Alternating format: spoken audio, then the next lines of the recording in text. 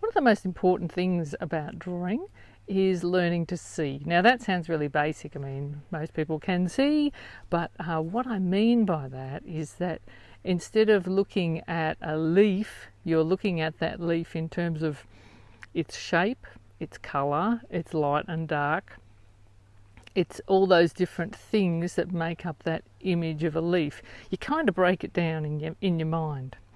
And to do that, you've got to get away from the brain's preconceived ideas of what a leaf should look like, because this is what the brain does to us, particularly as when we're adults.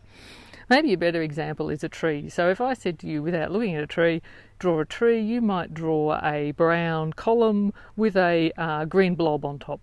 And that is sort of the brain shorthand for what a tree looks like. But if you want to draw something realistically, you have to look at that actual tree in front of you. You don't just draw some sort of symbol of a tree. But the problem is the brain will interfere with you when you're trying to draw, saying, hang on a minute, this is what a tree should look like. Why are you drawing it that way?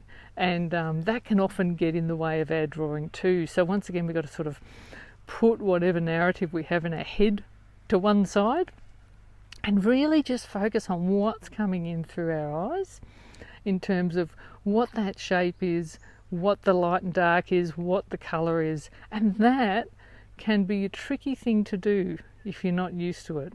But once you understand that's what you need to do, and once you can see those things, once you can get your eye in to see sun, like the sun's just come out, and see, that this side of my hat is a really light colour and this side of my hat's a really dark colour, and somehow we've got to capture that on the page. Please don't draw me, but when you're doing your nature journaling, once you start seeing those things, that's the first step.